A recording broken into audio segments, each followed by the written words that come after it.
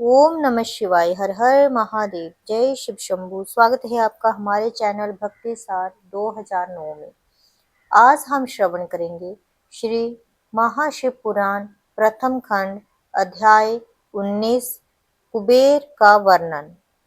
शिवजी ने विश्रवा से कहा, अब इस तपस्या को छोड़कर अपनी इच्छा अनुसार वर मांग लो।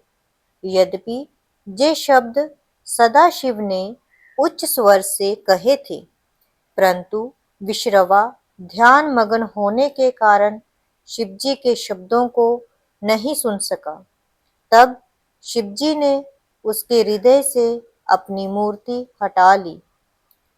दिक्पति ने उस समय आश्चर्यचकित होकर जब अपने नेत्र खोले तो देखा कि शिवजी अपने पूर्व रूप से, जैसा कि वह सुन चुका था, सम्मुख खड़े हुए हैं। उसके बाम अंग में पार्वती खड़ी थी। ये देखकर वह अत्यंत प्रसन्न हुआ, परंतु अत्यंत प्रकाशवान तेज को देखने की शक्ति न होने के कारण उसने अपने नेत्र बंद कर लिए। फिर इस प्रकार कहा, हे नाथ, मुझे आप अपने चरण दिखा दीजिए तथा ऐसी शक्ति दीजिए जिससे मैं आपके दर्शन कर सकूं। मैं इसके अतिरिक्त और कुछ नहीं चाहता, क्योंकि संसार में इससे अधिक और कोई पदार्थ नहीं है। दिक्पति ये कहकर चुप हो गया। शिवजी उसके वचनों को सुनकर अत्यंत प्रसन्न हुए। उन्होंने दिक्पति को अपने स्वरूप का दर्शन प्राप्त करने की शक्ति प्रदान की तथा अपने हाथों से उसके हाथ पकड़ लिए। सर्वप्रथम दिक्पति ने नेत्र खोलते ही शिवरानी को देखा और कहा, ये देवी कौन है? इनका बड़ा सौभाग्य है जो ये शिवजी के इतने निकट रहती हैं। इनके पुण्य, प्रेम तथा माता पिता को धन्य है। उसने ये बात बारंबार कही तथा शिवरानी को प्रत्यक्ष कुदृष्टि से देखा। इससे उसकी आंखें तुरंत फूट गई। उस समय देवी ने क्रोधित होकर कहा, ये तपस्वी कुदृष्टि रखने वाला है, इसी से इसे कष्ट मिला है। ये ऐसे व्यंग वचन कहकर मुझे अपनी स्त्री के समान देखता है। शिवरानी बोली, हे शिव, आपका कैसा भक्त है? ये वचन सुनकर शिवजी हंसते हुए बोले, हे देवी, इतने छल का त्याग कर ऐसा तप किया है जो प्रत्यक्ष है। तुमको मेरे साथ देकर तुम्हारे भाग्य को अपने से अधिक जानकर इसने सराहना की है। जे कुदृष्टि से नहीं देखता। इसके पश्चात शिवजी दिक्पति से बोले, तुम्हारी जो इच्छा हो मांग लो। हमारे आशीर्वाद से तुम समस्त निधियों एवं संपूर्ण राजाओं के स्वामी होंगे। तुम्हारे अधीन विद्याधर, यक्ष तथा किन्नर रहेंगे। तुम्हारी जो गुप्त इच्छा है हम उसे भी जानते हैं।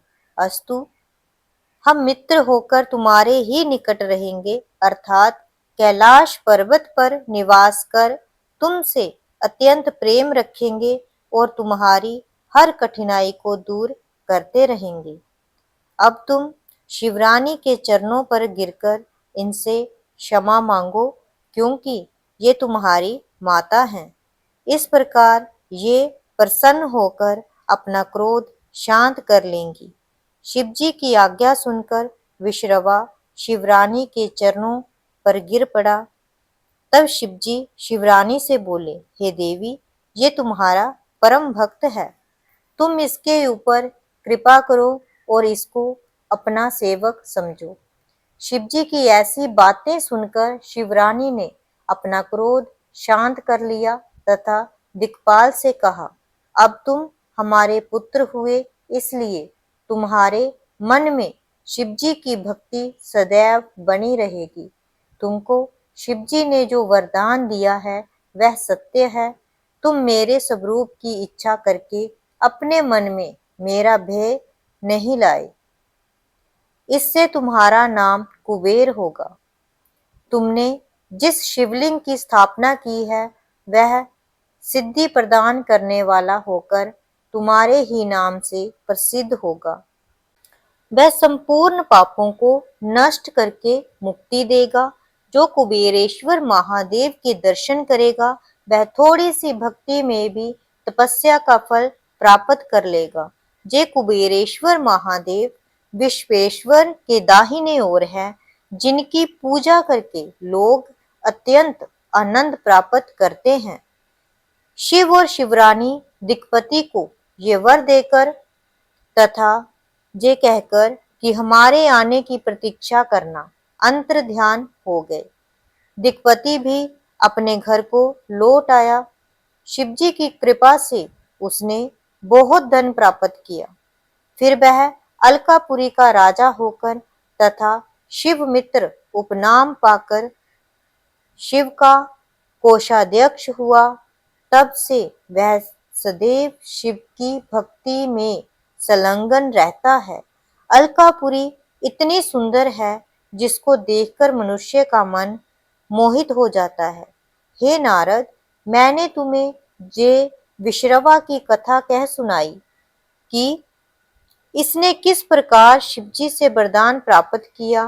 तीनों लोकों में शिव के समान दयालु कोई नहीं है। अगर आपको ये कथा अच्छी लगी हो तो इसे अपने परिवार और सब शिव भक्तों के साथ अवश्य साझा करें। तब तक के लिए हर हर महादेव।